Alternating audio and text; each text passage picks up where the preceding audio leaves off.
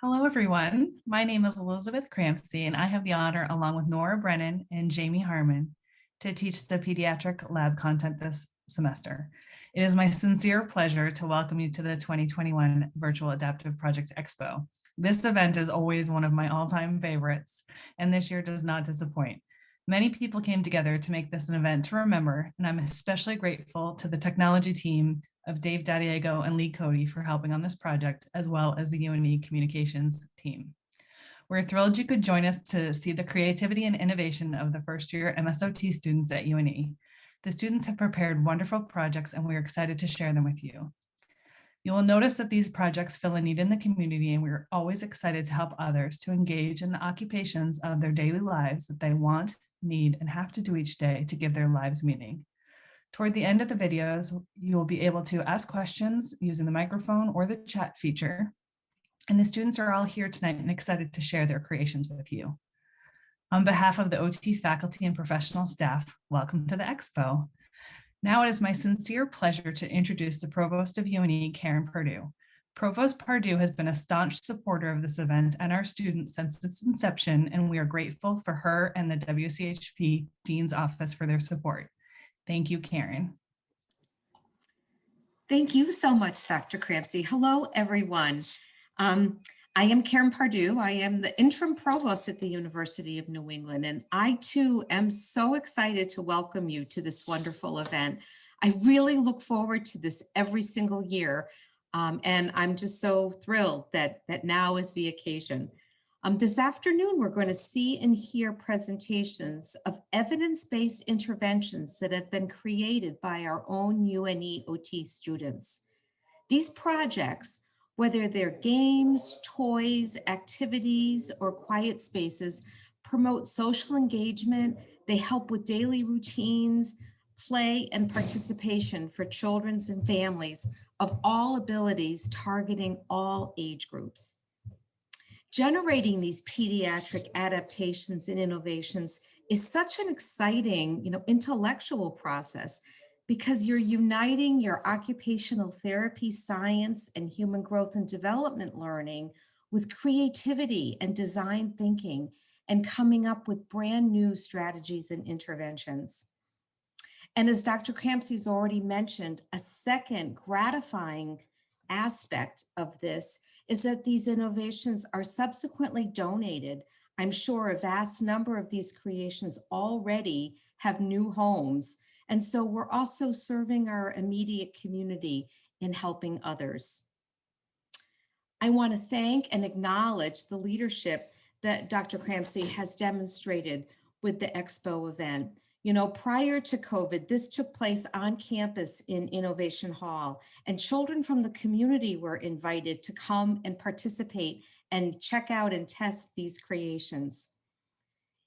Despite the pandemic, the Adaptive Expo has continued to flourish under Dr. Crampsey's creative educational leadership, and I applaud her on this endeavor.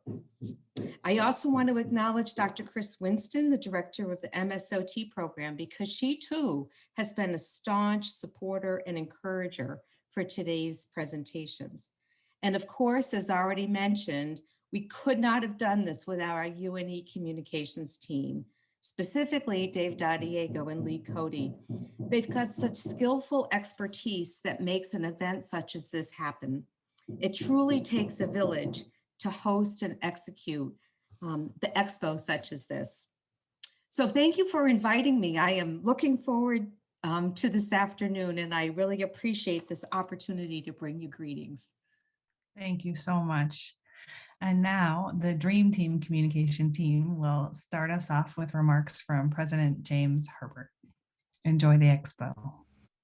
Hello, it's my pleasure to join you all. This is an event I look forward to every year, and I'm just really sorry we're not able to be in person this year, but I'm glad that we're able to celebrate at least together virtually. These projects are so innovative and so responsive to the needs of people in our community, and it's just such a pleasure to be here with you today. I know firsthand the importance that occupational therapists play in people's lives, and I have so much respect for the important work that you're doing.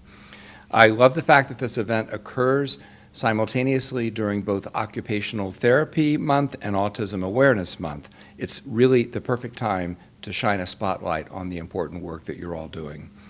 As we celebrate your creativity through these projects, I'd also like to reflect on another admirable quality that you've all shown this year, and that is resilience. Over the past year, you've continued your progress in your programs despite the disruption caused by the pandemic. And I know that in talking with various ones of your professors, I've heard story upon story about your adaptability and your resilience in face of the challenges posed by the pandemic. The fact that you've continued to progress through your program so successfully shows me that you're going to be excellent occupational therapists. Your adaptability and your resilience will take you far in a profession that prizes both of those qualities. Over the past year, we've seen OTs adjust in real time to all kinds of things that the pandemic has put in our way. New realities, you all have worked with inpatient settings and outpatients. You've worked virtually to adapt your interventions to our changing world. And as you've rolled with the punches, you've demonstrated how well you'll fit into a community of professionals who just keep on going no matter what obstacles are presented to your lives and to the lives of your patients. As I've mentioned before to many of you, and many of you know this, I know firsthand the importance of occupational therapists and the important role that they can play in the lives of patients and families. As many of you know, our oldest son is autistic. He suffers from severe autism, and occupational therapists have been absolutely key in helping him develop the functionality that he enjoys today. And without the intervention of occupational therapists, he would not be able to have the quality of life that he enjoys today. So thank you, and thank the entire field of occupational therapy for helping our son, Aaron. I admire that you've dedicated your lives to this important work, and I thank you for your skills, your compassion, your resilience, and everything that you do. Patients of all ages will be better equipped to engage in meaningful activities and have a higher quality of life because of your work. Again, I wish we could all be in person together to celebrate and so that I could see firsthand the amazing projects you've developed, but I'm glad we're at least able to do this in a virtual form. So thank you so much for sharing your projects and for dedicating your life to this incredibly noble work. And congratulations to all of you.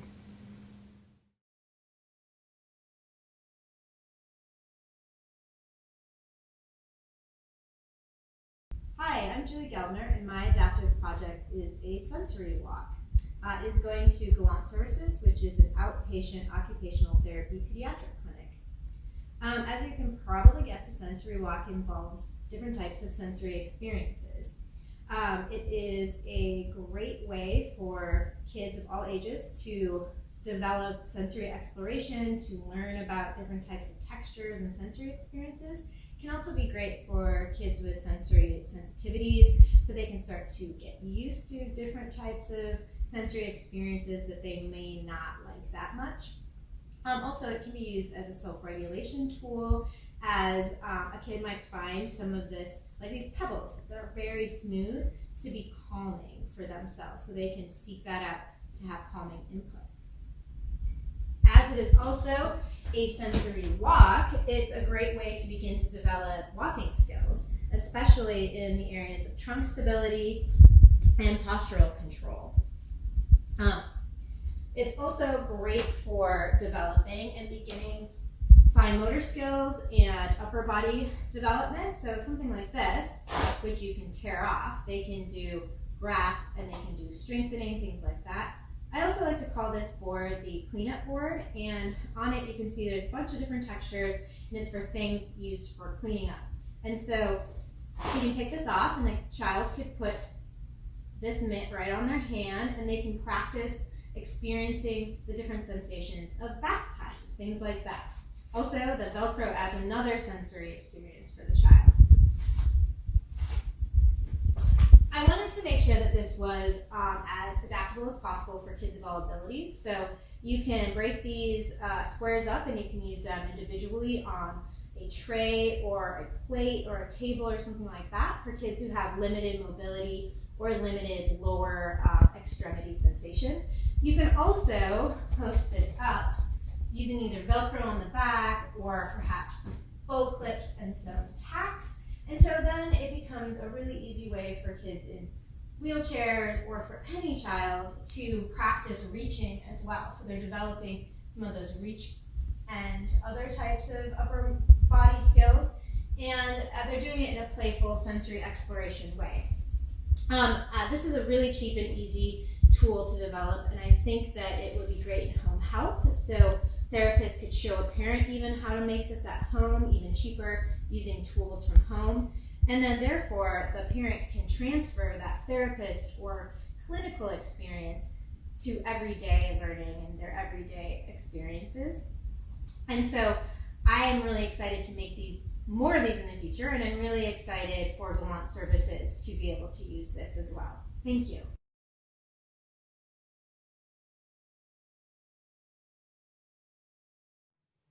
Hi, my name is Sarah Hamlin, And I'm Brianna DeLuca. and we're occupational therapy students. For our adaptive project, we decided to create weighted lap pads with removable casings for Taylor Whittam's clients to use during circle time in her class. Weighted lap pads are similar to deep pressure therapy, and they offer many of the same benefits. These blankets have been shown to be useful for many conditions, including autism, anxiety, and ADHD. They can help calm someone down when they're restless, reduce symptoms of anxiety, and improve sleep troubles. And I'm going to pass it off to Bree to explain a little bit more about how we made it. We decided to make the weighted lap pads in 2 layers. The interior layer is made of cut t-shirt material encompassing the Craft River Pebbles. The outer layer is an Aladdin blanket with 2 large buttons. We chose to use the Aladdin blanket due to its bright colors, soft material, and appeal to children. The 2 large buttons were chosen to avoid a choking hazard.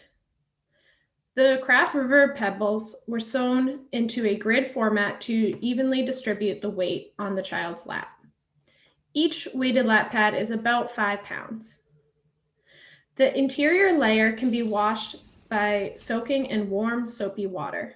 The outer layer, the Aladdin blanket, can be washed in the regular washer dryer. And that is what we made for our adaptive project. We were very excited to do this, and we hope that Taylor Whittam's clients enjoy using them during their time in class. Thank you.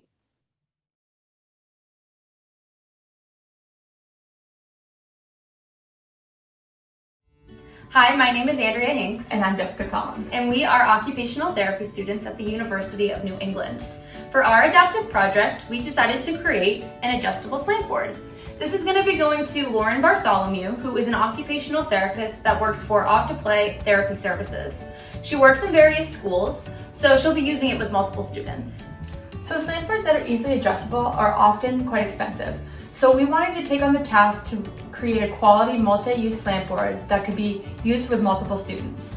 We also painted the slant board so that it'd be fun and inviting for students to use. This slant board is 18 by 13 inches. It consists of a drop-down ledge that can hold papers, small devices, books, and other supplies like writing utensils. We created an adjustable back that has 4 slots to allow for different levels depending on the individual's needs. We also included 2 clips on both sides of the board that can be attached with Velcro. We chose to add clips to both sides to allow for adjustments depending on the child's hand dominance. This slant board can be easily transported in a bag as it has a magnet that holds the ledge and the backing up, and is also lightweight, which was all important to Lauren. There are various reasons why slant boards are important. One reason is because it provides a versatile workstation that encourages fine motor development, specifically handwriting. Slant boards facilitate the use of proper grasp and encourage wrist extension and forearm stabilization to promote optimal positioning when writing.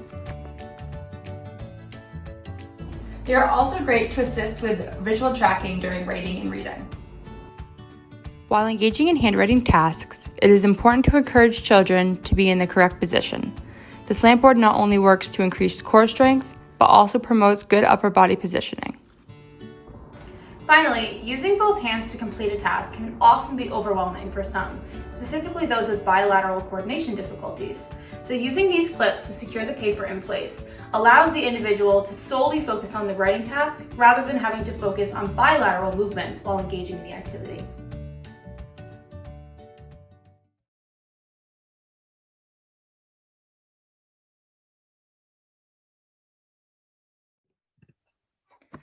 Hello everyone, my name is Kyle. And I'm Joe. And for our project, we made a fine motor board. This project was inspired by a wish list for Off to Play Therapy Services. Off to Play Therapy Services works with children in preschool and in K through 12th grades. Our project is aimed more towards helping children within the 3 to 5 age range and children who live with fine motor delays.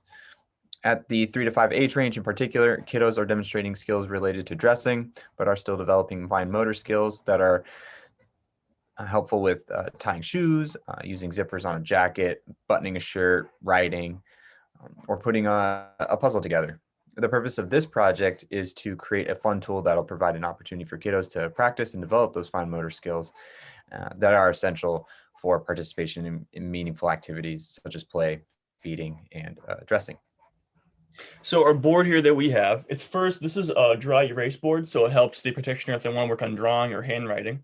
We have some placards here. So we have a button and some snaps to help with a pant or with shirts, a buckle for belts, a zipper again for a sweatshirt or pants as well. And then up here we have a tie for shoes and a lace for putting the aglet through the eyelet. We have a calculator up here, help them with a fine motor skill of pressing a button and working with a calculator. Over here on this far side here is a USB wall brick. And so this is an activity that the kids do often in their lives, is plugging something into the wall. So it helps them with that ability as well. Up here in the top corner is a carabiner.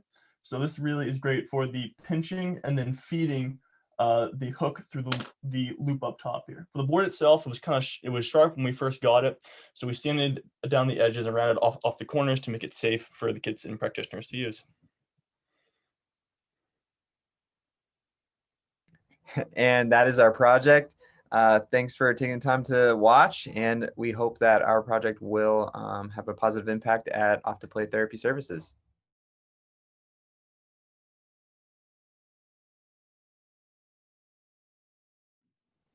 Hi everyone, I'm Madeline and this is Darren. We are so excited to share our adaptive project with you. Darren and I created a social story for one of UNE's LEND clients. The client we're catering to has autism spectrum disorder, and his caregivers expressed how he's been having difficulties maintaining a safe body. We hope that this story that we created supports the caregivers and client and can be another resource for them to utilize when safety is a concern. And we chose to create a social story because they have been shown to be beneficial and resourceful to individuals of all abilities. Social stories present information in a literal, concrete way, which may improve a person's understanding of a difficult situation or activity. And for our social story, we created 3 different ways of having it read. We have the physical copy, and we have a ebook version, and we have a sensory integrated version, the one that Madeline just shows up now. And for I'm gonna pass it on to Madeline to pull up the ebook version. So here's our ebook version. So we decided that an ebook version would be convenient and portable for the caregiver, and especially if the caregiver does not have time or the space to be having a hard copy on hand, she can access it through a technical device via their phone, a tablet, or maybe a computer, and still read it to their child. In addition to the regular copy and e-version book we created, we also created an interactive book as well for our client. We added multiple sensory components along the way for the child to interact with in hopes of making the book more engaging and meaningful. We added a lot of touch and feel pieces that the client can interact with. And we also added some movable and interactive components as well. As you can see here, we have Velcro numbers that can come on and off. and help the client to remember what 5 deep breaths should be like. We also have some movable pieces here. We have arms and legs that come down to our side and can be a reminder of where our hands and feet should be when we're practicing having a safe body. And the caregiver and client can also go back and practice what appropriate behaviors are and what are not. We have sad and happy faces right here that the client can use when reading the book, putting a sad face on behaviors that we don't find appropriate, like running away, or adding a smiley face for behaviors that are appropriate, like keeping our hands and feet to ourselves. So we hope this interactive book and the others we have created for the client and his caregivers really give them another resource to help practice having a safe body. And thank you for your time.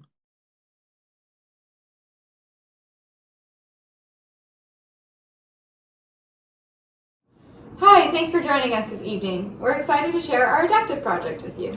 So we made a giant Jenga, and as you can see, it compared to a smaller Jenga, it's a lot bigger. We made this ourselves. We cut out 54 different wood blocks and sanded them and painted them. We added a cognitive component to the game, so we made these cards with different colors that correspond with the blocks, and the idea is the child picks a color and pulls the same block. And just a little overview of how to play Jenga if you've never seen it played before. So you just pull the different blocks out from the stack and place them on top. And as the stack gets bigger, it gets more challenging and eventually topples over, and that ends the game. So our Jenga game will be going to the Story Smith Pediatric Clinic. So it'll be played with kids about ages 2 to 18, but it can be played with a wide variety of ages and abilities outside of that pediatric clinic. As well, since it's so large, it can be used with a lot of different positioning. And so a child can play the game while they're laying on their stomach, or sitting, standing, or in a wheelchair. So it's very versatile with positioning. So a little bit about the cognitive component of the game. So it requires decision making, which is knowing which blocks to pick, sequencing, knowing when it's your turn when playing with peers, and also picking colors in a certain order. Color recognition, knowing which cards match the different blocks.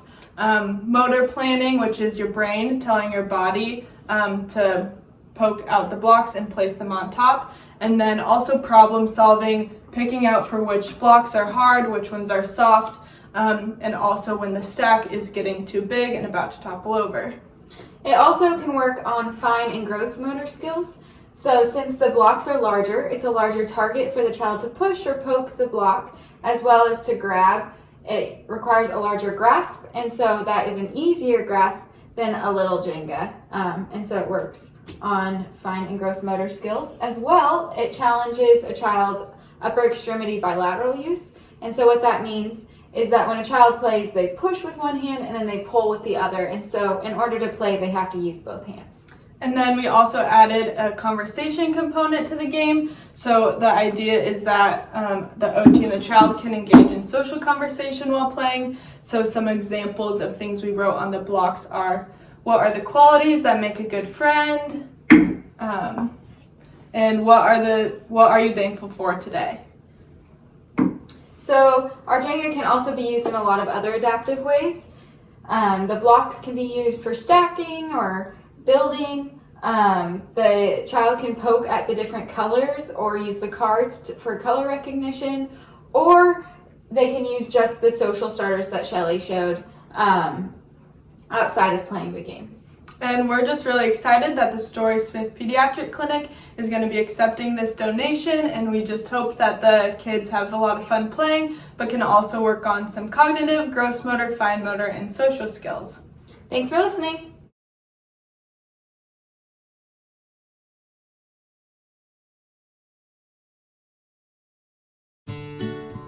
Our Adaptive Project is a baking book designed specifically for kids with autism spectrum disorder. This digital book will be published on Apple Books for free and sent to local Maine families who have requested access.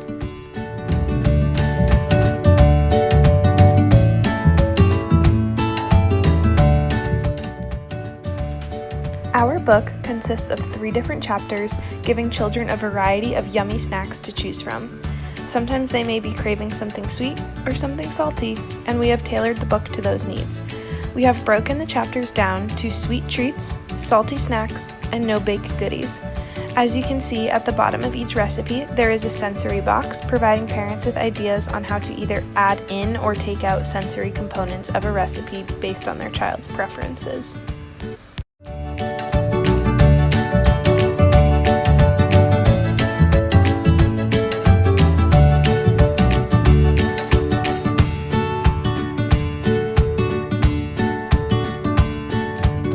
So how is this book adapted for kids with ASD? All the recipes are gluten and casein-free. While these diets aren't yet supported through research, tons of kids with ASD utilize them to manage symptoms. It's important to us that this book can be accessed by everyone. None of the recipes use any powered equipment since loud noises can be overstimulating for this population. As mentioned, each recipe contains sensory tips to help families tailor recipes to their child's needs and preferences. We all know that baking involves many different steps. Because kids with ASD can have difficulty transitioning, we've included a page for parents with evidence-based transition tips. Lastly, we've included picture icons that indicate different steps of the recipes. These will allow kids who aren't able to read follow along with the steps of the recipe. We hope that our baking book creates a fun and enjoyable atmosphere for children with ASD as well as their parents. Enjoy!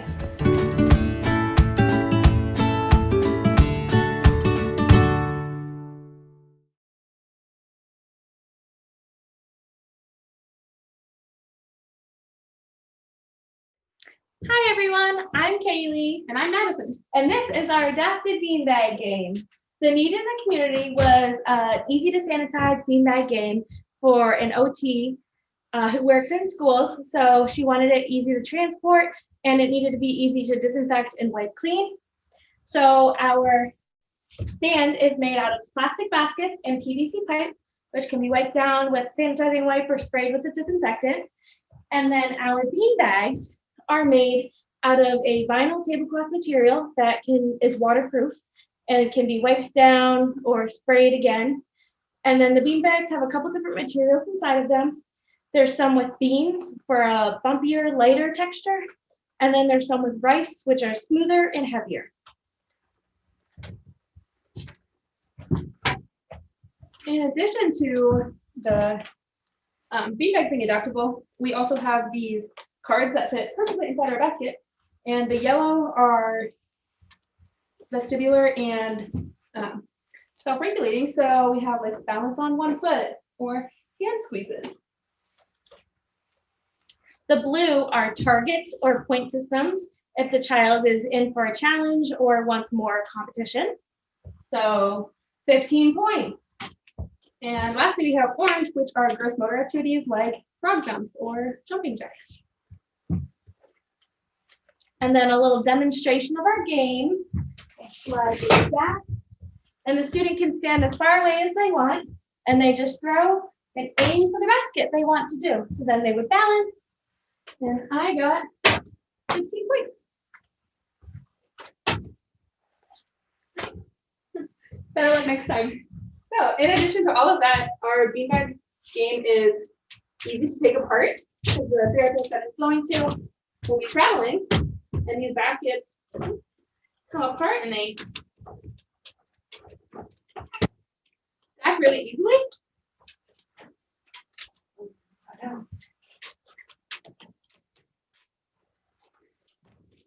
And it is nice and compact and travel nicely, easy to transport. Thanks for watching. Thank you.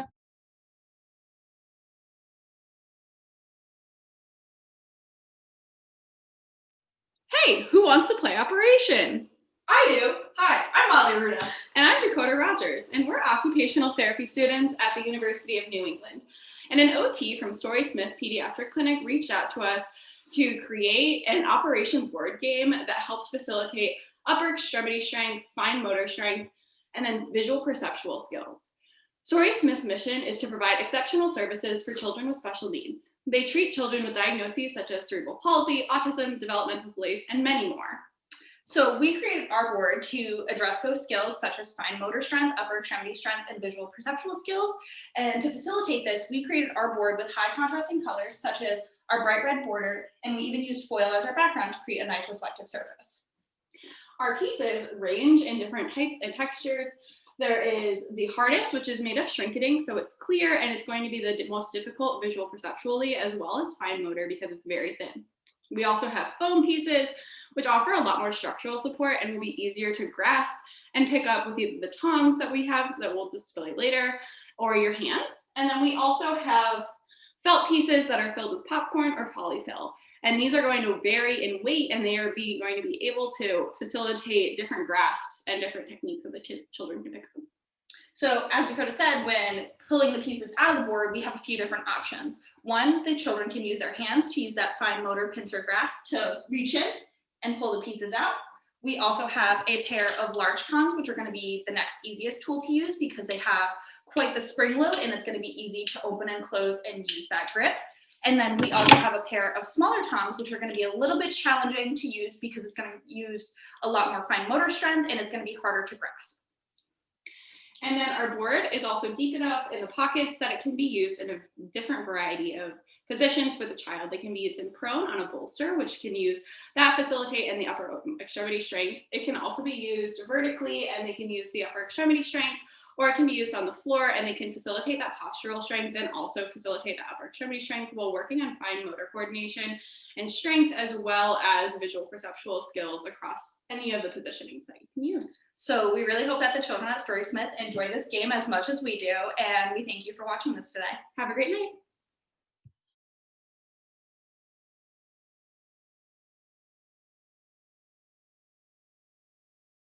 Hi everyone, I'm Megan. And I'm Allie. And our adaptive project is a cookbook for a 19-year-old member of the community who loves cooking and just wants to expand his recipe base. He does have some challenges with reading and transfer of knowledge. So what we're going to do first is I'm going to share the online version of our cookbook.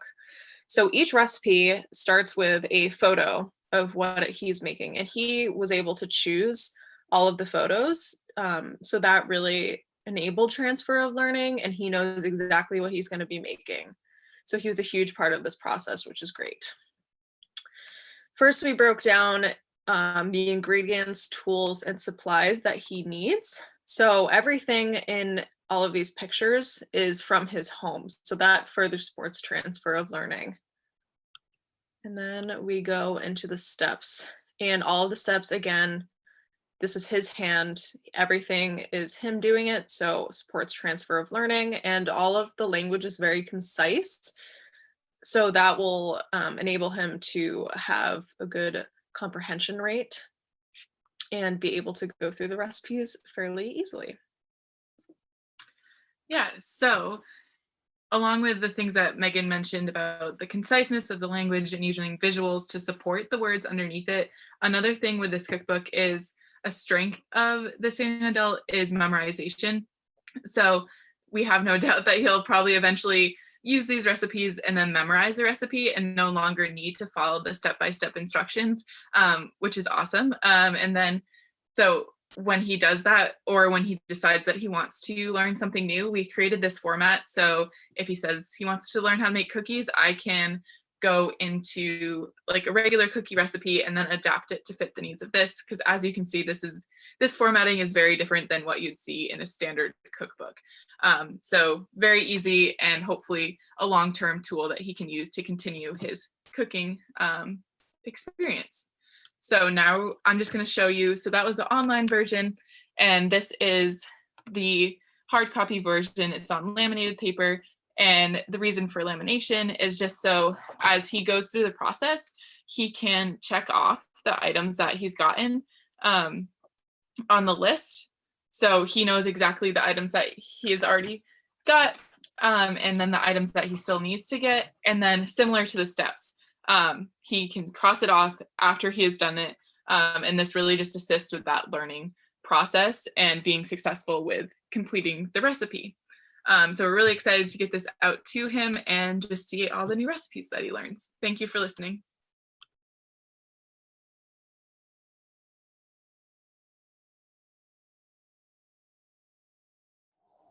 Hi guys, I'm Samantha Binney. And I'm Sammy Oriema. And today we will be introducing our inclusive baby walker. So the inspiration behind this walker was really that in our curriculum, we learned about the importance of occupational justice and accessibility for our clients and their families. And the anticipated benefits for our clients and their caregivers that we see from this project is really for the child, that feeling of independence, but also knowing that they're supported by their parents. When we built this, we really thought of it as training wheels, or kind of when you teach your child how to ride a bike and you're holding the back of it so that they're doing it themselves, but also know that they have you behind them if needed. It's a good weight bearing practice, and it allows for the child to kind of understand that movement pattern and planning and sequencing for stepping and walking, as well as get a feel for that bilateral coordination needed to do so. And it supports a child in their cruise phase, which is the phase between crawling and walking. And then it's really good for postural control and strength, because that's very important to hold themselves up. For the caregiver, it really would allow anyone to be a part of their child or grandchild's walking journey. It decreases the need to bend over to help the child walk. So if you have a back injury or cannot do so, this would be a good thing to use. And it prevents the child from running away or losing their balance. And then we really kind of learned that this product can be adapted based on the needs of the child and their family. So it's inclusive to children with a disability and those without. You can add wheels, seating, padding, anything that you would need to help your child. So when creating this inclusive walker, we just went to a local Home Depot. We bought some 3/4 inch PVC pipes, as well as the PVC joints, and then just 3 pool noodles. So it's really affordable, it's adaptable, and it's accessible to everyone. And as you can see, we've been playing the 2 videos of the kiddos that volunteered to participate in using our inclusive walker. We have both a toddler and a 5-year-old, and we didn't have the specific measurements, so that's why it seemed to be a little bit bigger. But as we said, this is very adjustable. And lastly, it's important to know that this can be used for pretty much anyone in between the 9 to 18 months age, but it's really important to address that standing does not always indicate that your child is ready to walk. So according to the CDC milestone checklist, around 9 months is when your baby stands while holding on to the edge of a table, or they might, hold on to a piece of furniture. And then around 18 months is when we notice that the child begins to walk independently. But as I just said, not all babies develop at the same rate. So it is really important to be aware of where your child is at. But this can also be great to help your child just weight bear. So even if you are just standing there while holding the back of it and allowing them to practice weight shifting, there's so many benefits to using this inclusive walker. So thank you so much, and we hope you enjoyed. Thank you.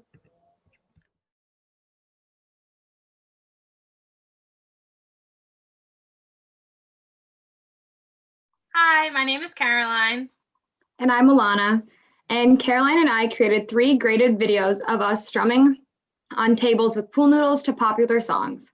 These videos will be used by an occupational therapist at Off to Play Therapy Services and will be used with middle schoolers for self-regulation and motor planning.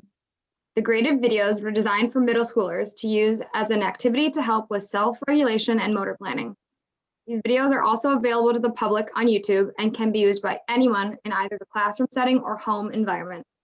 The only equipment needed to strum along to the drum sequences are pool noodles or similar objects and an open surface on a desk or a table.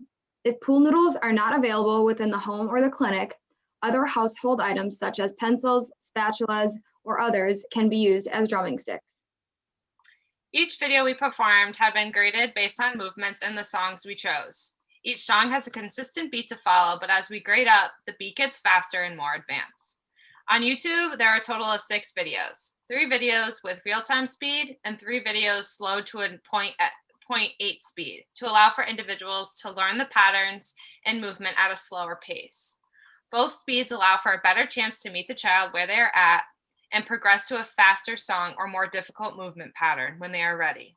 The graded down version includes repetitive pattern that remains consistent throughout the song, and the graded up version does not remain consistent throughout the song and changes or incorporated by having a partner nearby or a wall to use to increase motor planning and coordination.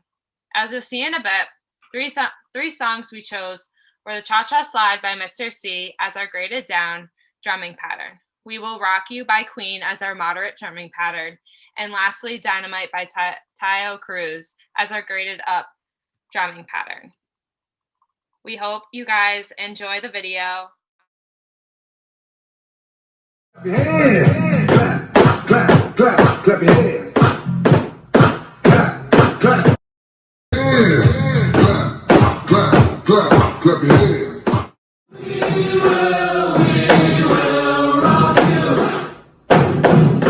Make a big noise playing in the street, gonna be a big man someday. I'm gonna take it all night. I'm gonna be the light. Take it all night. If you'd like to use these videos in the home or at the clinic setting, you can either search Alana Curran 4 on YouTube, and all of the videos will be shown up on the page when you Google that. Otherwise, you can search Pool Noodle Dash and the song title. So for example, if you'd like to search for Dynamite, you would type in Pool Noodle Dash Dynamite. I hope you enjoy these videos.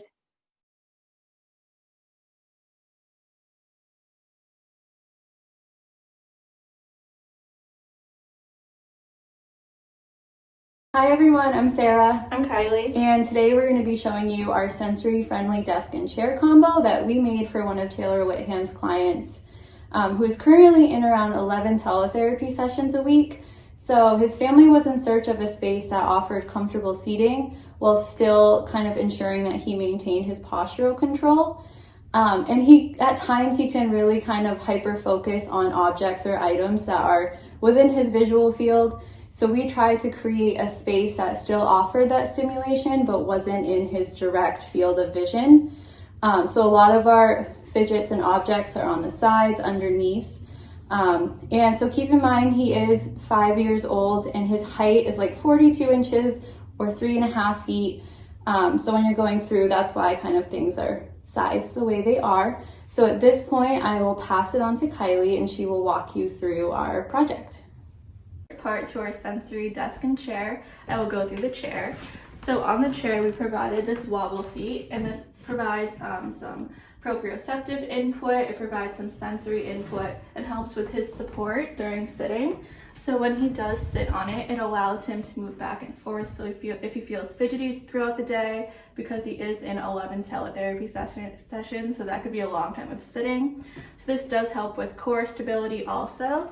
And since he is going to be in a chair, this can help with lumbar support too. So just putting on his back to help with that. And we also provided these tassels at the edge so he can play with this as a tactile input. So just to have his hands, if they're hanging down, just something to play with to keep him distracted that way if he feels fidgety. And now getting to the desk, we have these pipe cleaners here that have some beads on it. And this was our way of providing a fidget that we thought wasn't too overwhelming.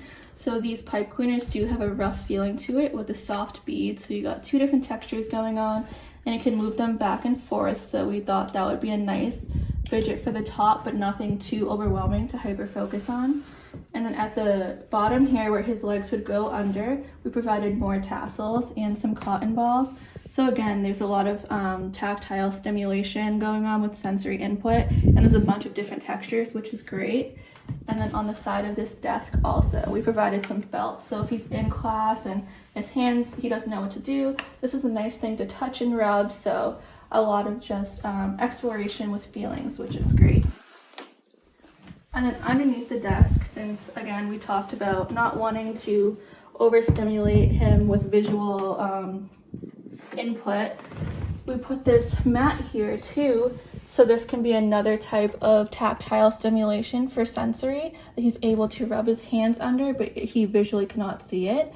So that'll help with keeping him distracted with schoolwork and being able to explore with his sensory.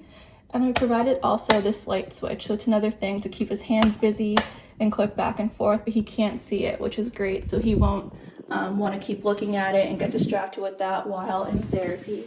And then we have just tennis balls at the bottom to make this easy transport around his home. And that's the reason why we chose these things for our sensory desk.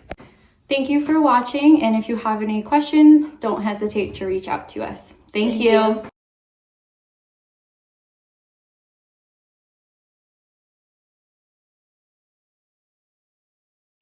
Hi, my name is Erin McCardle. And I'm Corey Young. And we're occupational therapy graduate students at the University of New England. For our Expo project, we decided to work with a school that I used to go to when I was a child back in Massachusetts. Growing up, both of us had experienced some auditory sensitivities. For me specifically, my sensitivity was geared towards the sound of sniffing. And mine was geared toward the sounds of calculators, especially if there was multiple kiddos going at once. So I reached out to my old elementary school in Massachusetts and spoke with the principal about the need that they had in the community. They don't have an occupational therapist or a special education program, but the principal did acknowledge that there was a need in their community for special education or an occupational therapist. So we made these headbands geared towards nursery school students, preschool students, and kindergarten students, which are part of this school community. So when we made these, we were thinking of the idea of using them with or without headphones to kind of really be inclusive within the classroom. And we stuck to a more animal theme, kind of make it fun and just inclusive. So we also provided some more tactile stimulation. So for example, we have hair on the zebra and some floppy ears. And then for the giraffe, we have some pom-poms on the top of the horn and some hair here. And then we also have an elephant. So on the elephant, we have big floppy ears and also some hair on the top here. And then we also have an alligator. So this has nice soft fabric, but also kind of that bumpy texture, as you can see. We have big googly eyes. We have some nice teeth. So this could be also beneficial for a kiddo who might want some less light, some time to kind of desensitize from the classroom, take a break, and really have that time to settle down or just kind of take a break from those sensitivities. And then when we made these, again, we made them so that headphones can fit within them. So for example, I have the ones with the headphone, and Erin has some without headphones, and we'll throw them on for you. And as you can see, now we both have some really fun dress-up animal hats or headbands on our heads, and we're able to play around the classroom. And Corey has her headphones in, and I don't, but we're both, just playing dress-up with our animal headbands. And with the headphones, you could be listening to maybe some white noise or maybe some low music that can provide that stable sensory auditory stimulation for the kiddo. And then moving into our other ones, we can put them on for you. So we just thank you for listening to us today, and we hope you have a great day. Thank you. Bye.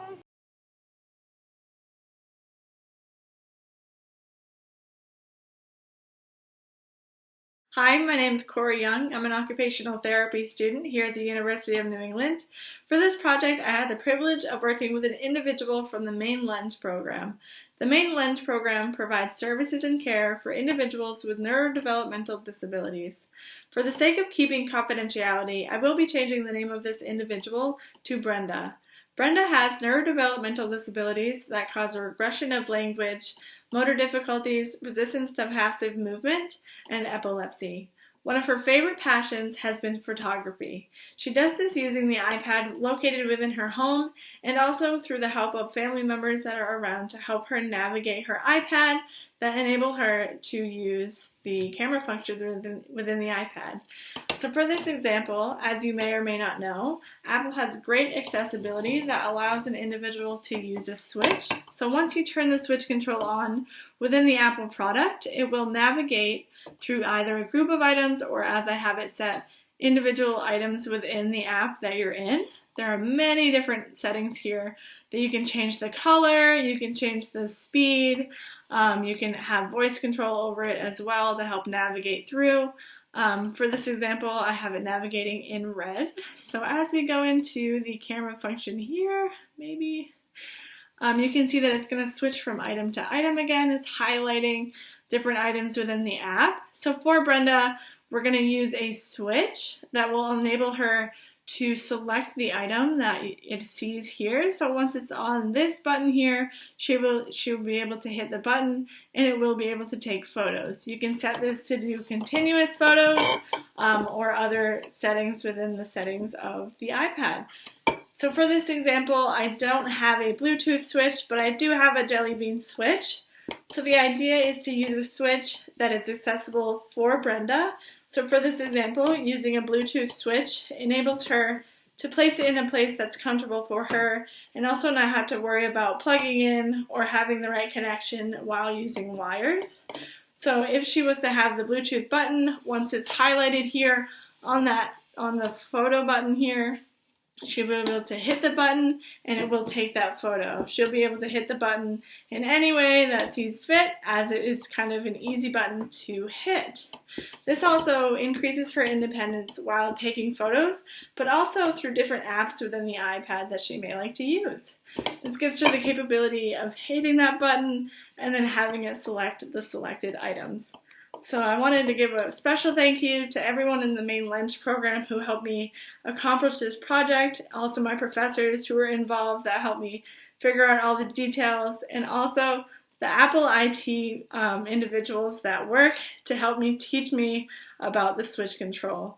So thank you for watching and spending time with me.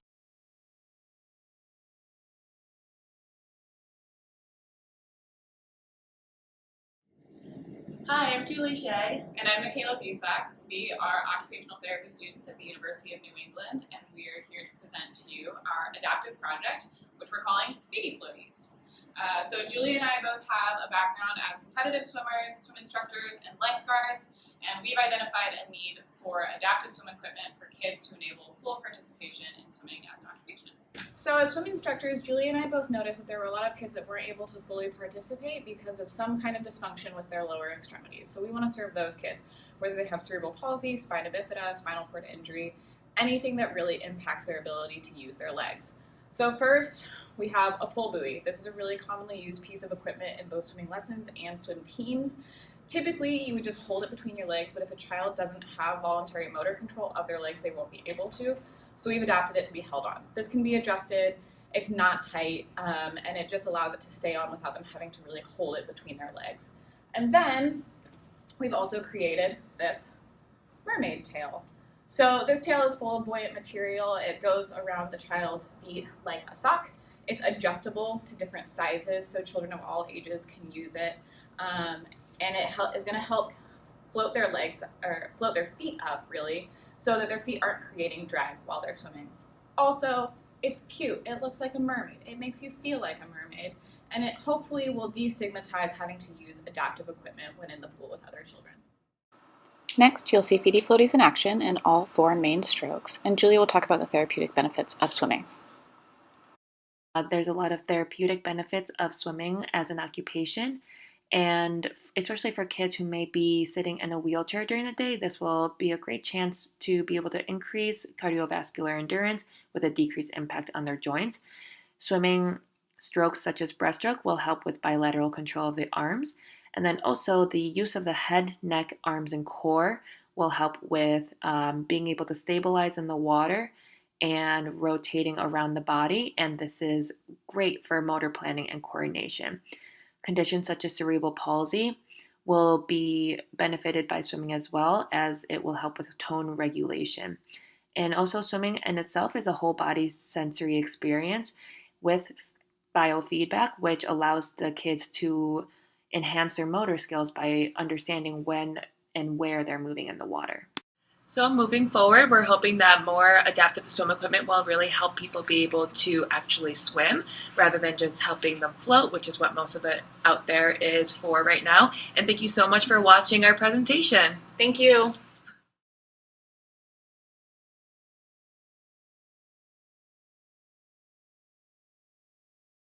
Hi everybody, thank you so much for coming today. My name's Laura. And I'm Kelsey. We're really excited to show you what our adaptive project is. First, I want to start out with a little activity. I want you to try to pick up something on your desk if you can, or in your area wherever you are, and think about when you're holding it, where on your hand is touching the cup. And where on your fingers, where in your palm, where on your thumb is touching the cup, and if you're squeezing it or applying pressure to be able to maintain the hold and grasp of the cup. And as you can see, for holding a cup, you're pretty much using your whole hand, and you're applying pressure as well. If I were to let go of squeezing it, it would fall. So I think that it's important to note that our hands are something that we use for everyday activities and often take this for granted. There are many different types of conditions in children that can impact hand strength and gripping ability, such as cerebral palsy, Rett syndrome, spinal cord injuries, and multiple sclerosis. Children may also have general weakness or injury of the hand that can impact their hand function.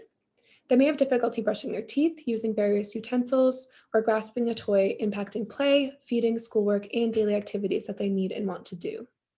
So for our adaptive project, we decided to create an adaptable glove using Velcro to address many of these challenges that children may face. So we have two different sizes. One's more for a smaller type of hand, one's more for a larger hand, because we want the glove to be accessible for as many children as possible. So I'll show you what the glove looks like. As you can see, there's Velcro on each tip of the finger. There's also Velcro on the top of the palm and above the thumb. So the way this works is that the glove will come with a separate adjustable Velcro band that can be wrapped around medium to large objects such as a teddy bear, a cup, or a brush, for example. I'll show you what it looks like. So we have Velcro all along one side of it, and the other kind of Velcro here, and then Dicem is a non-slip grip that we added to help the band stay wrapped around the object and not slip off of the object you're putting it on. So I'll show you how this works. I'm putting the Dicem around this portion of the cup and wrapping it, and as you can see, you can adjust for size. I'm going to put the smaller glove on that also has the Velcro on it. And you just put the glove around it, and as you can see, it's holding the cup up for me. I'm not having to use much of my hand at all for this. So yeah, it helps children be able, or anyone be able to hold and maintain grasp of a cup or any object that they put it on. So as for the smaller objects, such as a pencil, maybe a fork or a toothbrush, we also wanted the glove to be usable for that. So with the product, we're also going to give a couple of Velcro strips that you can put on those objects, and you can stick it on and it'll just stay on the objects. You don't necessarily have to take it off if you use it every day.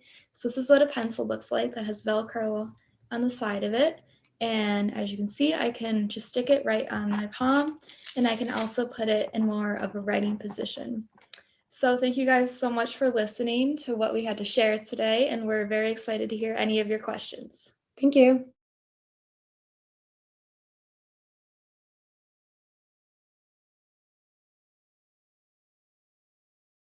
Hi, my name is Sade Sally. Hi, I'm Megan Accardi. And we're first year MSOT students at UNE. And first, before we get started, we just wanted to thank the Gallant Therapy Services for the opportunity to do this activity. Our activity revolved around visual scanning, and we titled it Visual Scanning I Spy Activity. So what is visual scanning? Great question. Basically, just being able to look in your surroundings, identify items, be able to receive that information and be like, oh, I know what this is. It's just being able to promote the independence of life, being able to look around what is around me.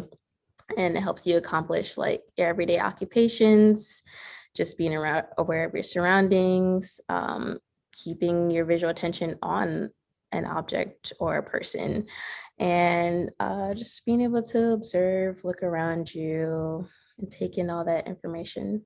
That's good. So as mentioned before, the title of the activity is Visual Scanning I Spy Activity. When you first open the book, you come to the table of contents, which numbers the pages and the different type of categories we have, which are holidays, food and drinks, people, and animals. And just to give a brief overview of the rules and instructions, the participant chooses a category, like the ones mentioned before. The one administering this activity scatters those pictures among the environment, and the participant goes through the book of the selected category, viewing the pictures and then scanning the environment to find that picture. And so our first category is holidays. Here's some pictures. And these are the laminated ones to put in the environment. Food and drink. Laminated pictures. People. laminated pictures. And our last category is animals and then laminated pictures. And just to give a quick ending on this game is very flexible. The OT, or the one administering this, can add more categories, more pictures, or make the pictures bigger or smaller. All up to them. Okay, Megan, so we chose which category that we want to look for, right? Yes. All right, which picture do you want to look for from holidays? How about Santa? Santa? Okay, let's see where Santa is. So he looks like this.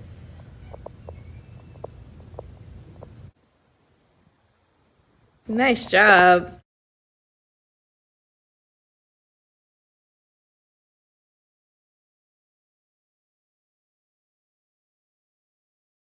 Hi, my name is Erin Sweeney, and for my adaptive project, I made a weighted stuffed animal. Now, when I was thinking about this project, I was in contact with a local occupational therapist, and we were kind of talking about, what this child enjoys, what his favorite things are, and she brought up monkeys. And I love monkeys, so I figured I might as well make a monkey weighted animal. So this is the end result. And so as you can kind of see, there's beads that go in and out of the arms and throughout the body. And I made it a shape where he can sling it around his neck like this so that he can carry it to and from classes. And it can also go flat so that he can put it on his lap during classes. I also made the head and tail of the monkey weighted as well, so that it kind of adds some weight so it doesn't fall off the neck as well. And he can also carry it like this around his neck, or just sling it regularly like that. So yeah, that's the project. Some more details about it. I embroidered the eyes, and it adds a little bit of fun texture to it, as well as the stomach. The stomach is a different texture than the rest of the body. It's a little bit smoother, and this is a little bit more plush. And then with the head and tail, I made those unattachable, so you can't take those off. But the body, I made detachable. So you can take this off with Velcro, and then you can wash the inside or the outside, or both. The beads on the inside are washable as well, depending on if they want to wash it or not. But I figure having the outer layer washable is a lot easier if the child still wants to use it when it's being washed. And then along with that, when I was putting on the Velcro to keep the outer layer on, I noticed that there's kind of some tactile input there that's not very pleasant. And even me being a 22-year-old, I really don't enjoy like things rubbing up against my skin, and that might be an issue for the kid as well. So I cut down the Velcro so that you can't feel it from the outside at all. And then I also made sure I sewed really close to the edge so it didn't flap up, which it does on some, commercial bought toys. So I made sure to do that. So yeah, that's about everything. And that's my project. Thank you for listening.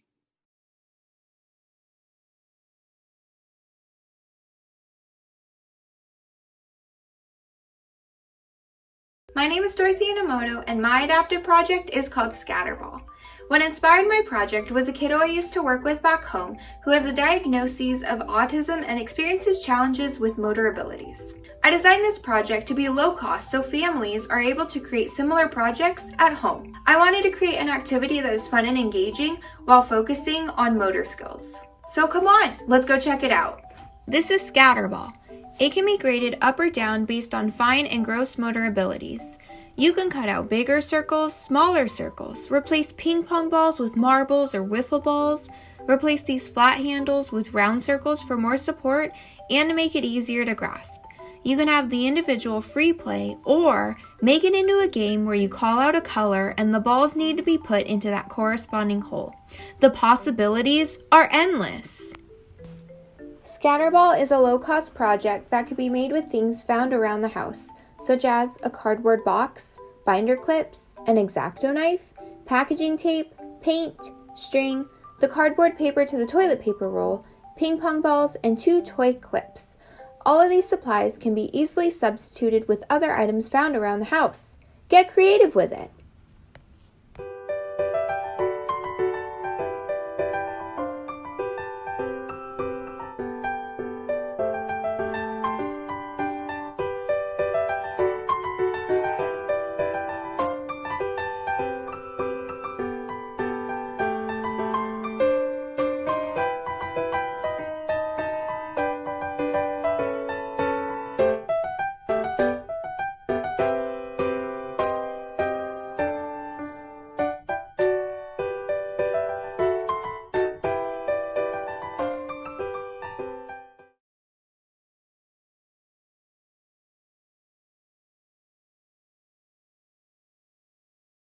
My name is Caitlin, and I'm going to share with you my adaptive board game for low vision, blind, and visually impaired children.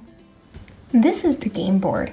It's got lots of different textures on it, including puff paint to outline the borders of the squares, and to mark the beginning and end, both with some braille, and with a textured start and finish line. There is a lot of white space so that there can be as much high contrast between the border of the game and the different textures of the squares, or the blank squares, as possible. This is the die that is used. There are beads inside to make it rattle so that it is not only just really fun to shake, but also you can tell where it lands when it's done. It has all the different textures on the board, including the blank spaces. There are beads, some rough glitter glue, pom-poms, and feathers. The feathers are a little tricky to differentiate, so it adds a little element of challenge. Now I'm going to try the game out and show you how it works, and I've got myself a sleeping mask just to level the playing field a little, but this game is able to be played by any child with any level of vision. So let's get started. The rules are simple. All you have to do is shake the die, feel the texture on top, and move your playing piece to the square with that texture. The puff paint border makes it really easy to feel the edge of the game. And the large squares make it really easy to find your place in the game, so you won't get lost.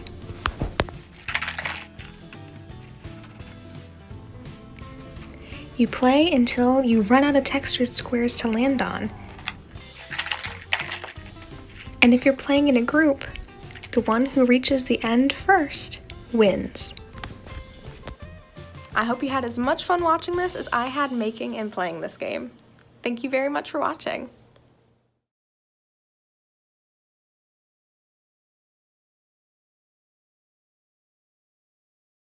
Hi everyone, thank you for joining us tonight for UNE OT's Adaptive Expo. My name is Lauren and I'm here to share with you my sensory car wash that I created. This will be landing in a school district in Lincoln, Maine, in a classroom with children from kindergarten up until 4th grade that have a variety of different diagnoses. Some of these are autism spectrum disorder, genetic disorders, and intellectual disabilities. I really wanted to create something fun, engaging, and useful for a lot of different children, so I was really pleased to hear that my project will have a home in their classroom. The sensory car wash is really great because it encourages and promotes the opportunity for children to engage in a few different tactile sensations, all to their own comfortability levels and their own sensory wants and sensory needs. It has a few objects such as ropes, feathers, some rubbery toys, and pool noodles that the children all have the opportunity to engage in. It's also a 3-foot tall structure, which helps to provide limitless opportunities of how the children can actually go through the car wash. Some ideas I had were sitting on a scooter and riding through, bear crawling through, even walking through. This has been tested and approved by adults well over 5 feet tall, so it's a really inclusive structure. In addition to the sensory benefits, this also promotes exploratory play with the different textures and imaginative play with the car wash theme. In addition to the benefits that I anticipate happening for children, it's also a very portable and lightweight structure, which I think will be very beneficial in the classroom setting, as teachers can adapt this to their physical space demands, as well as easily move it around for a change of scenery or to create a fun environment for kids in a different area of the classroom.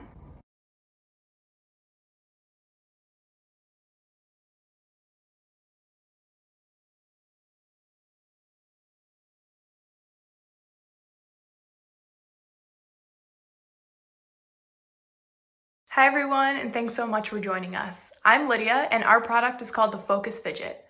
I thought of this idea because I work in a school and I know there's a need for a product like this.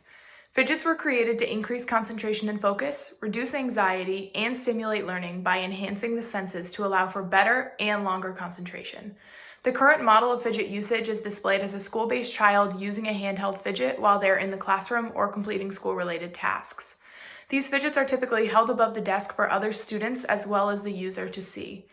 Children have begun to perform tricks with their fidgets and show them off to their friends, which is distracting, and this has led many school departments to ban fidgets altogether. Our product was designed to decrease the distractions that fidgets cause in the classroom by putting these items out of sight for both the user and any onlookers, keeping their eyes free to focus on what is happening in class. This is a photo of our original plan. You can see multiple fidgets mounted on a board. This would go underneath a desk. These are the fidgets that we purchased and some different sizes that we were thinking might work. And this is how we're going to mount the fidgets that have to hang. This next photo is our first prototype of things that have to hang down from the desk. Our prototype isn't quite finished due to COVID, but eventually we will have some fidgets that are hanging and some that are mounted on the board, and this board will go underneath the desk in classrooms. Thanks for watching.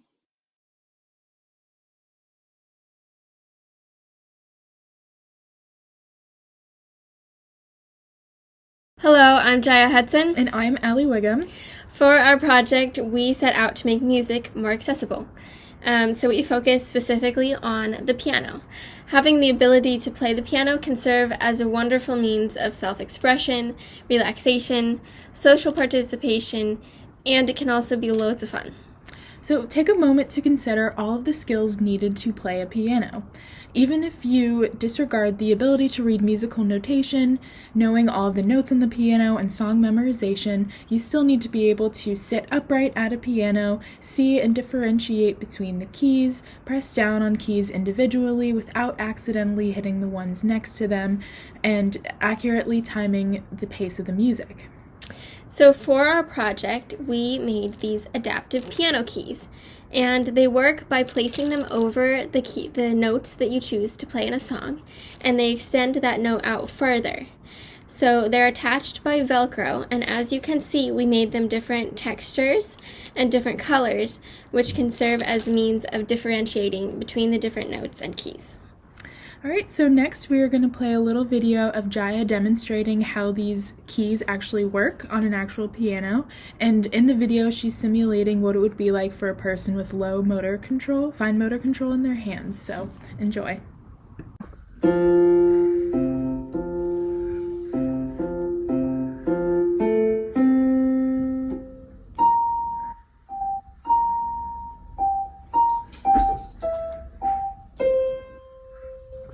So as you can see, these keys may be very helpful for individuals with fine motor control difficulties or impaired vision, or even people who just need a little extra help differentiating between notes or keys.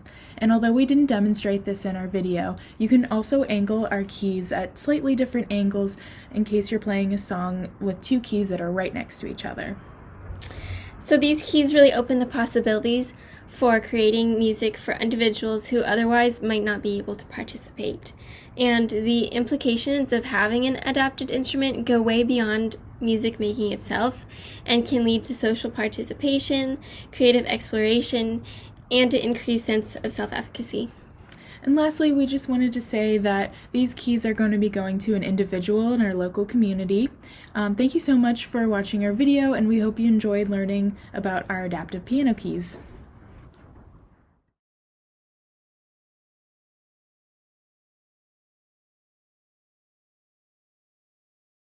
Hi everyone, my name is Anna and this is Sage.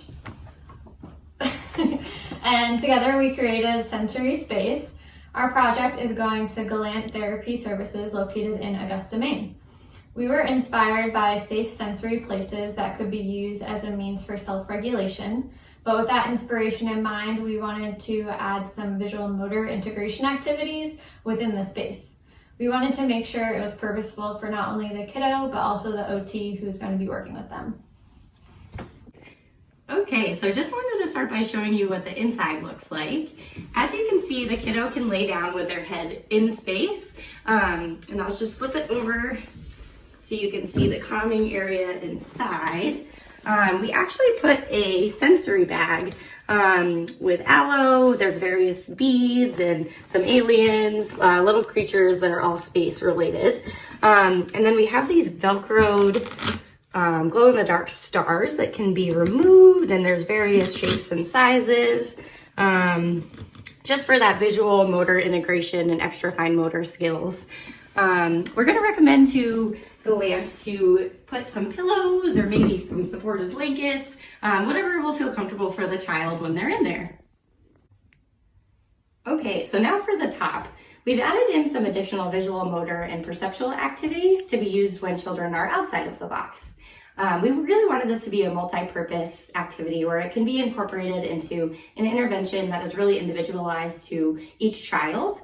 As you can see, we've cut out these little planets that can be used as a matching activity to line them up next to the corresponding planet. But you can really get creative with it. We've also painted constellations throughout this middle area that could be used in a perceptual activity of locating the correct constellation from some cards that we're going to provide. And so these will be in this box, and we also have some extra pieces of planets, and just in case if some get lost. Really enjoyed making this and thinking through all of the possibilities that it could be used. We can't wait to see it in action. Thanks for watching!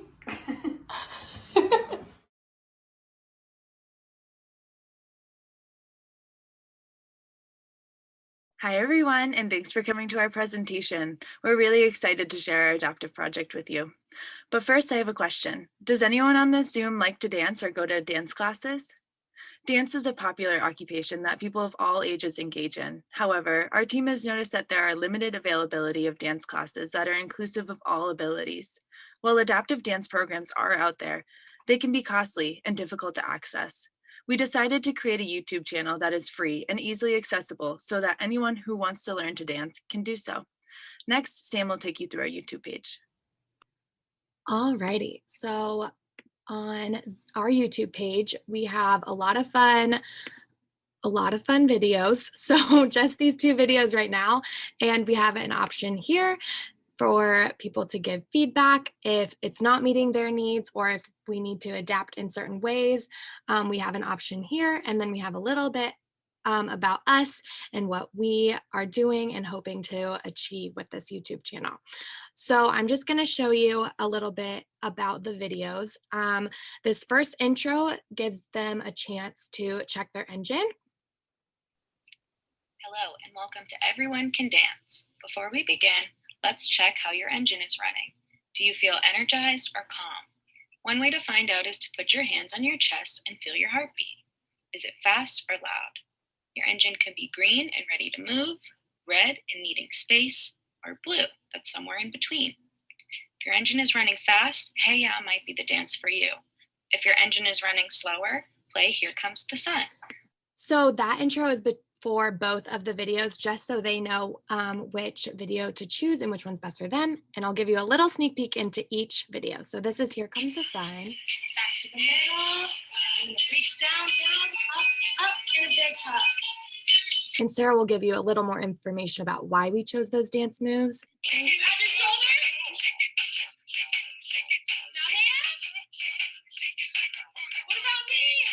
And that is our Hey Ya dance. And so Sarah's going to give you a little bit more information about those as well.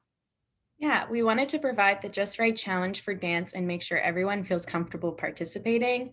For individuals with high sensory registration, we provided an environment to support sensory avoiding characteristics, such as dim lighting with a mellow background and light clothing colors. The selection of Here Comes the Sun was chosen because it is slow and calming, and it's shorter to accommodate endurance and amount of stimulation. The moves were carefully selected to be slow and purposeful to limit vestibular input. For sensory avoiders, any movement leaving the ground may be a challenge. We wanted to include dance moves that support individuals with gravitational insecurity, like pointing and stepping to the side while avoiding spinning and jumping. For individuals with low sensory registration who seek sensory input, we selected bright lighting and background with bright clothing. The song Hey Ya provided the opportunity for more moves, longer endurance energy expenditure, and vestibular input like spinning and jumping. Moves that were included in both dances and beneficial for all children included weight bearing and crossing the midline. And we encourage you to check out our videos, and thank you for watching our presentation.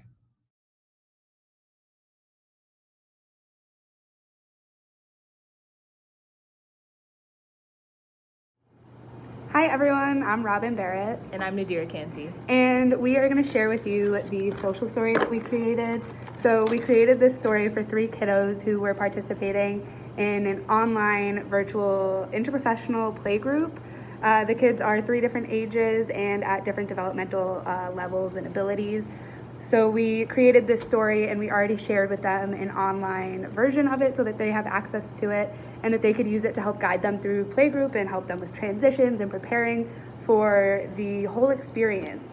And now we created the book and we included some sensory components that the kiddos can touch and enjoy as they go along and experience the book. So Nadira is going to take it away and she's going to read to you. So I hope you guys enjoy it. Maxwell, Eli, and Leo Go to Playgroup by Robin Barrett and Nadira Canty.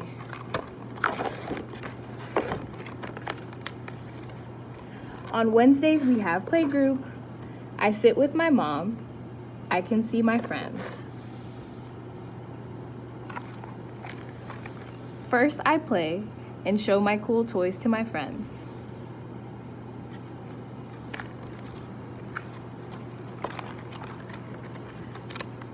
Then we dance to silly songs. I wiggle my body, clap my hands, and stomp my feet.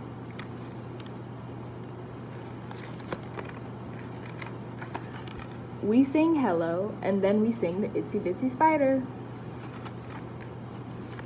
I hear the words, and I can do the moves.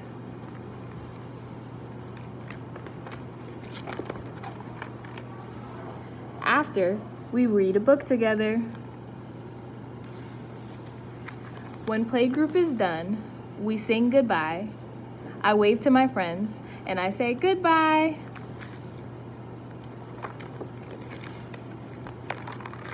I love playgroup. It's so much fun.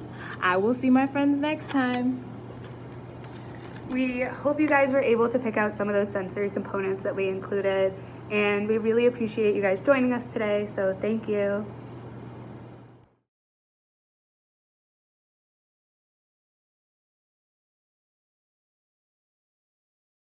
Hi, I'm Lula. And I'm Mary. And for our adopted project, we created these geoboards. We have 3 different types, and we are able to grade them up and down. For our first one, we created it with wooden dowels. They are a bit longer than the other ones, and also there's a bit of a contrast between the wooden dowels and the back, so it's easier to see. And this is just an example of a pattern that you can create on this one. Yeah. So this one here, we use the wooden background, but we have these metal screws, and you'll notice they're not quite as tall. They're a little bit smaller, and there's a lot more of them. So when they're closer together like that, just requires a little more dexterity in the fingers to manipulate all of those rubber bands. This is another example of an image you can create with the geoboard, lots of different shapes and patterns. And then this one is our hardest one. Has more of a complicated background, a little bit busier. Visually, it just requires some more attention to place the rubber bands where you want them. And yeah, so that's just another example of how you can grade this activity up. We also provided some rubber bands in this little pouch. We have 2 different kinds. We have some small colorful ones, and we also have just kind of some fun colored basic rubber bands, but they also come in different thicknesses. For example, there's ones that are really, really thick and ones that are thin, and then they also vary in width and stretch too. And stretch. Yeah. And then one final thing we did to include in this project here are example photos. So you can see that the spaceship here in this picture is the exact same one that we made on this geoboard here. And we just created a lot of different examples of what you can do with this project. So you can make simple shapes, you can make some more complex ones. There's a butterfly there, a little digger, little cat. So there's just all kinds of things you can do with it, but also kids can make their own images. They can get creative and explore and do whatever it is that fascinates them and gets them excited to work with their hands. Here's how to use the geoboard.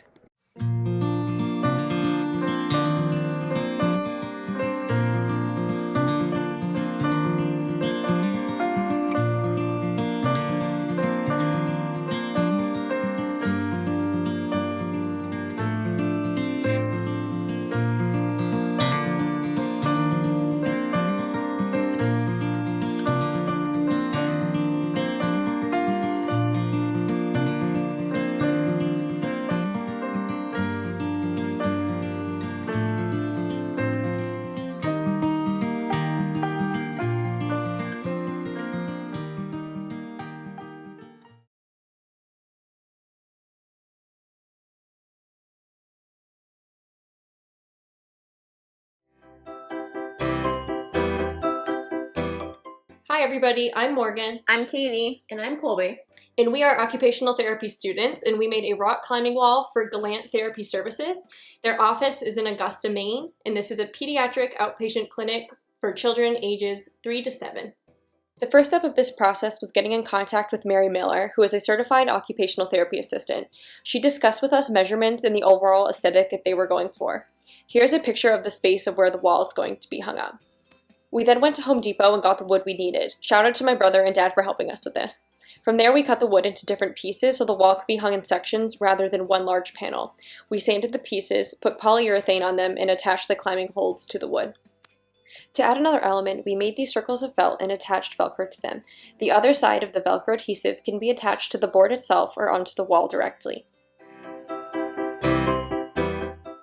Some of the benefits are fine motor development, such as grasp, dexterity, and hand and finger range of motion. Gross motor development, which is increasing upper and lower extremity use. Strengthening and endurance, so core strengthening, hand and finger strength, and lower extremity strengthening.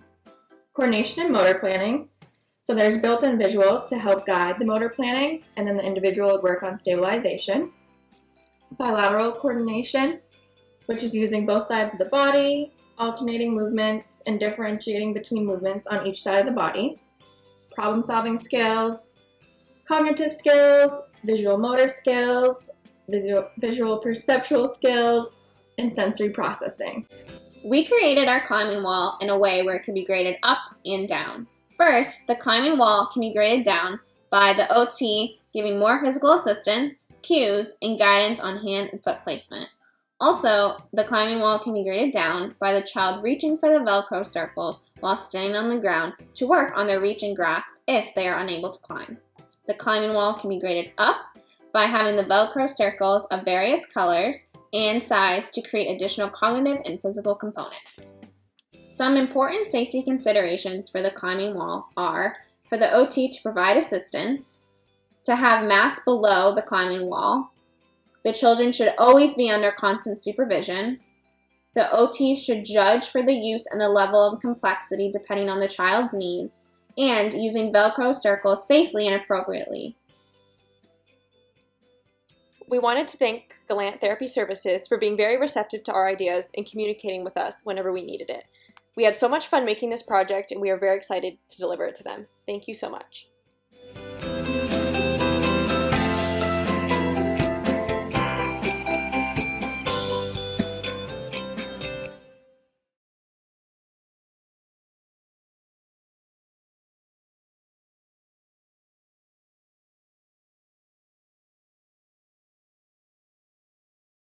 Everyone, I am just blown away. My heart is bursting and I get misty sometimes. So I'm going to open the floor for any questions that anyone has. We have all sorts of students here from the first year class and the second year class. We've got some alum here. We've got a lot of community members, and not to mention your loved ones and supporters. So this is your opportunity to congratulate yourselves for all of your creativity and innovation and meeting the needs of the community, but also to find out more about any of the projects or thoughts that went into some of these amazing creations.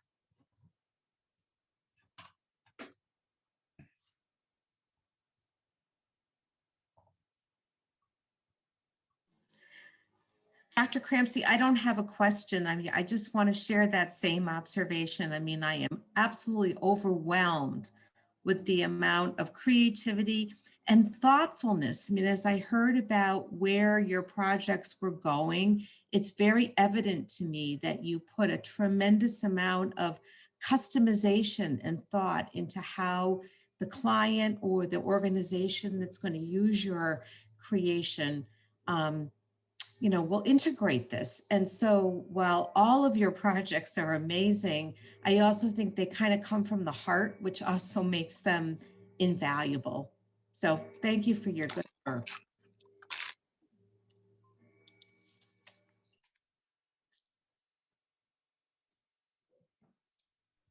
I've definitely had some offers from other clinics where some of your projects are not going. So I've had a lot of activity in my chats wondering if people can get some extra copies of some of these things. So I'm just warning you all now in advance. Good to see you. We're grandparents. Can we say a few words? Absolutely. We would love that. We're grandparents of Kelsey Hughes from Rome, New York. And we've watched the entire presentation, and all the students are to be commended on the job they did today. They were very good. They all thought out of the box, and we're very proud of all of them. And we appreciate the efforts that the university staff did, including the job you did. Papa and Graham, you are welcome to the microphone anytime. You said it better than I ever could. Thank you for being here to support Kelsey and everyone else. Yeah, we're in upstate New York, Rome, New York. Well, we're glad you could join us. Thank you. I am a student. I had something in the presentation. My name's Julie, and I just wanted to say I've been looking forward to this since we were first started. I really was so excited to see my other cohort members' work and creativity, and blown away and absolutely delighted by everyone's work, and just really honored to be part of this cohort, and really looking forward to continuing to work with everyone.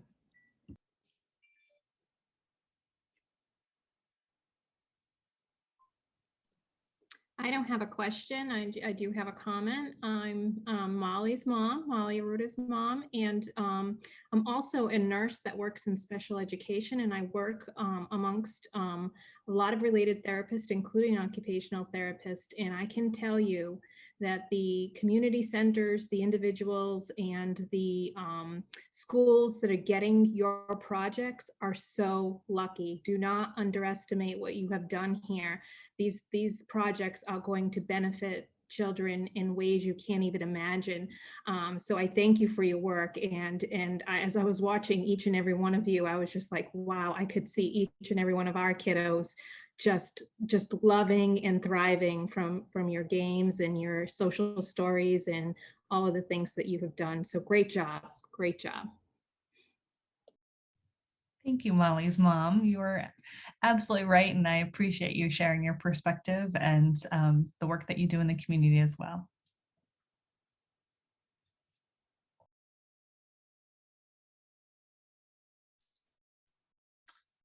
Can I? Oh, sorry. So how about Barbara first and then Madison? Thank you. Sorry, Madison. I would just like to also compliment everyone on your presentation skills in the videos. You did such a nice job, and the videos were very professional looking, and attention to your backgrounds and the way that you were presenting, and I very much appreciate.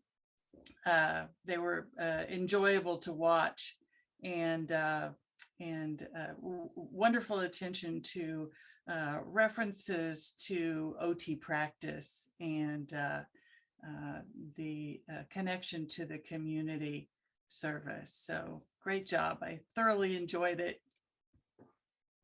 We're so glad you were able to be here with us tonight.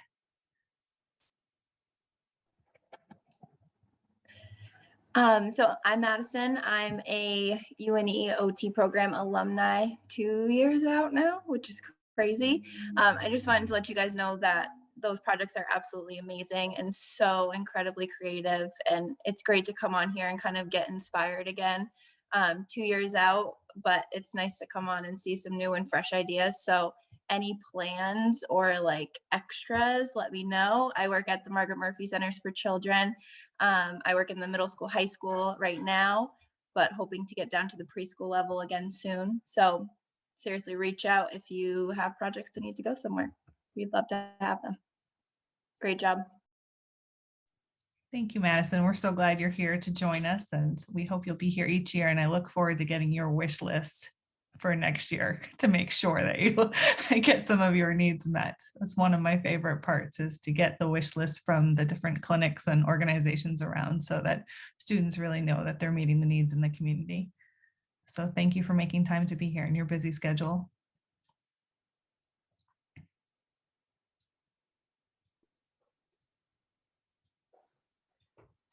Hi, I'm Terry Gendron. I'm Madeline Gendron's mom. And I just have to say, I'm a physical education teacher, and all of your projects are absolutely thoroughly amazing. I work with a lot of students that are in the adaptive physical education realm, and I see you guys honestly could market every single one of those ideas you came up with. I really think somebody needs to market all your ideas for you. But I also see all of you getting jobs right out of college. You all deserve them. Thank you for this opportunity for us parents, grandparents, and other people so that we got to see this. What a special treat for all of us. Thank you so much. Thank you, Terry, for being here and supporting Madeline and all the other students and sharing your perspective and the work that you do as well.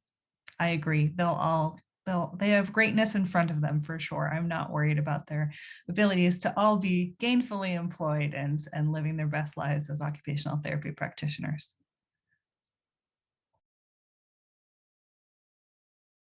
I'm sure the students are watching the chat, which has been a really important feature tonight. Generally, it can be distracting, but I think in real time to get people's reactions to your projects as they were happening was really beneficial. But make sure you're checking out all those shout outs to your creativity and work.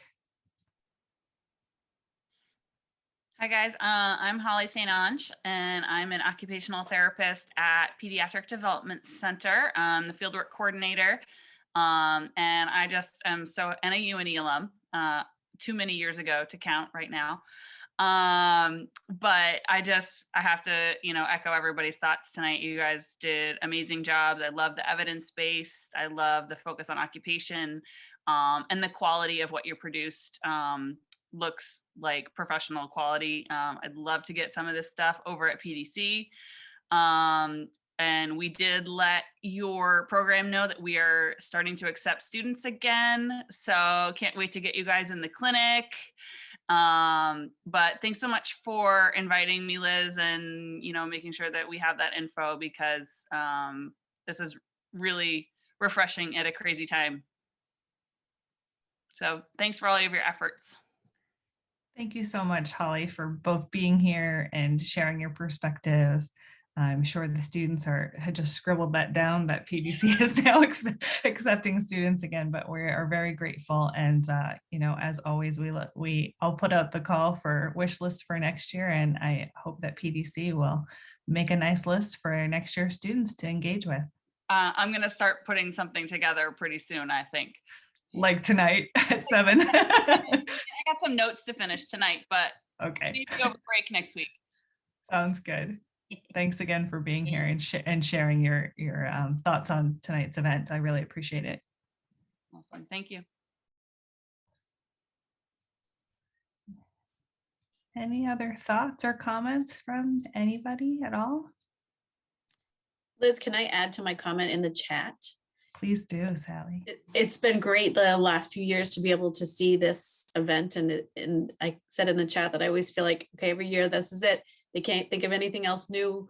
And yet this year you did, and everything else is so amazing again. But one of the things that I really appreciate, one of the benefits of COVID that's happened, is having this be virtual has opened it up to your families and your friends in a way that it hadn't before, and some of the community members. And I think, there's some things that we'll be happy to let go of with COVID, but this may be an interesting feature to this wonderful event that will be something beneficial going forward. Your parents get to see an inside of the hard work that you're doing and get to see what your classmates are doing. It's just an amazing opportunity. And I think you've all done a wonderful job, and I'm very proud of you.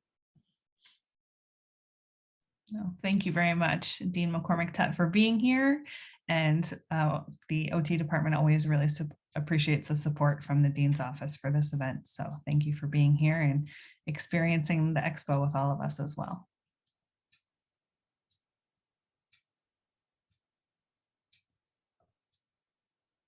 Everyone's commenting on their cheeks hurting from smiling. I know, I feel the same way. like hoping never to see my the replay of this, because I get so much excitement out of all of it. I look forward to it all year, because every year I'm just blown away by the care and effort and talent that you all bring to the table. I'm just always excited to be here. So I'm going to invite Dr. Winston to chat with us for a moment or two, since we seem to be coming toward a natural close. Yes. Yes. So just a moment or two, because I know we've been on Zoom for a little while, but I have to tell you that this is one of the evenings that just makes my heart so full. I'm just so happy to see the creativity and the solutions that you've come up with. I mean, people will benefit so greatly in terms of their access to occupations and their ability to engage and participate. And so I thank everybody, family, friends, UNE community, OT community, for joining us tonight to like share in this amazing event. An opportunity to be together even virtually. And I'm gonna say that I would say I echo Dean McCormick-Tutt's thoughts about this being virtual and how wonderful it is, but I'm gonna hope that we become multimodal. I miss the gathering together and the playing with things and then seeing those. So maybe we can do some sort of combined efforts to do this so that people can join us from near and far, but to also be able to at some point in time gather. But I do love that this is recorded and it lives for us to see over again and to share in other ways. So thank you so much, everyone, for joining us, and to the students. As we've said it, I'll repeat it. You just blow us away again. It's really just so amazing and lovely to see. So have a lovely rest of your evening. Rest your eyes, celebrate in all that you've accomplished, and we'll see you in class next week. Thanks, everybody. Thank you all so much. Take great care of yourselves. Stay well. And I now will close the expo.